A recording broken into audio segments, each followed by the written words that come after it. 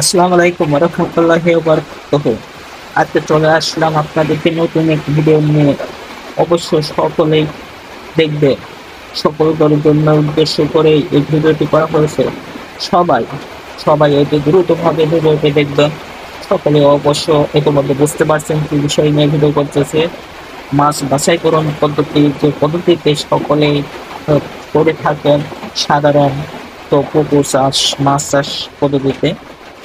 আপনারা দেখতে পাচ্ছেন অবশ্যই মাছগুলো আলাদা করা হচ্ছে, বড় মাছ কিছুটা ছেড়ে দেওয়া হচ্ছে এবং একটু কেজি সাইজের ওজনের একটু বেশি যেসব মাছ, সেই মাছগুলোকে আলাদাভাবে রাখা হচ্ছে, সেগুলো বাজারজাত করা হবে। সেই কারণে অবশ্যই সকলে দেখতে পাচ্ছেন এখানে সিলভার মাছটা বিশেষ করে আলাদাকরণ করা হচ্ছে, এটা বাজারজাত করা হবে। এই পুকুরটিতে সিলভার মাছ একটু বেশি রয়েছে মনে হয়, যে কারণে সিলভার মাছ আলাদা করা হচ্ছে বাজারজাত করার জন্য। এবং ছোট ছোট যে পোনাগুলো দেখতে পাচ্ছেন, সেটা আসলে ডিম থেকে উৎপাদন করা হয়েছিল। ডিম ফুটিয়ে বাচ্চা তোলানো হয়েছে এই পুকুরটিতে। অবশ্যই এই পুকুরটিতে যে ডিম ফুটানো পোনাগুলো রয়েছে সেগুলো বিক্রয় করা হবে, যার কারণে আলাদাকরণ করা হচ্ছে। এখানে মিরকার পোনা রয়েছে এবং বাটার পোনা রয়েছে, যে জন্য মিরকা এবং বাটা আলাদাভাবে বিক্রয় করতে হয়, তাই আলাদাকরণ করতেছেন তারা, বেছে বেছে আলাদা করে নিতেছে।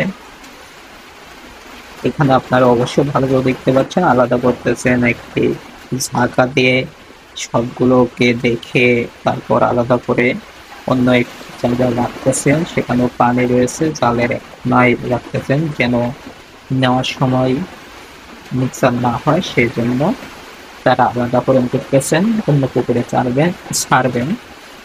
সেই কারণে সব দেখুন কত সুন্দর ভাবে তারা মাছ আলাদাকরণ করতেছে, অনেক সুন্দর ভাবে। একজন আবার মিষ্টি মিষ্টি হাসতেছে, তার হাসির ছলে ভিডিও করতেছে। এই কারণেই যে তিনি অনেক হাসার জন্য ভিডিওটি করা এবং সকলের মাঝে ছড়িয়ে দেওয়ার জন্য। এই পুকুরের এই মাছের, বাংলাদেশের মাছ চাষ পদ্ধতির যেভাবে মাছ আলাদাকরণ করা হয়, সেই পদ্ধতিটি আপনাদের মাঝে উপস্থাপন করব, আপনাদের মাঝে তুলে ধরবো এবং দেখিয়ে দেব, যার জন্য এই ভিডিওটি করা।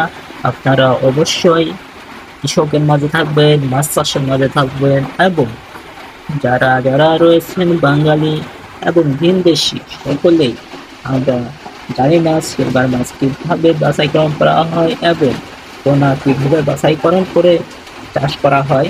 আপনারা এর মধ্যে জেনে গিয়েছেন এবং তারা হাসিতে অনেক সুন্দর, যার কারণে ভিডিওটি করেছি। আজকে অনেকক্ষণ ভিডিও করেছি, বেশি ভিডিও করবো না আজকে। আজকে ক্লান্ত শরীর, বা এখন শেষ ভিডিও এটা আমার আজকের দিনে, তাই সকলের কাছ থেকে বিদায় নিয়ে নেব। তবে ভিডিওটি কেমন হয়েছে সকলে জানাবেন এবং ছড়িয়ে দেবেন সকলদের মাঝে, যেন বাংলাদেশের কৃষকদের, বাংলাদেশের মাছ চাষের সকল ভিডিও দেখতে পারে জনতা, সকল মানুষ চিনতে পারে, জানতে পারে এবং বুঝতে পারে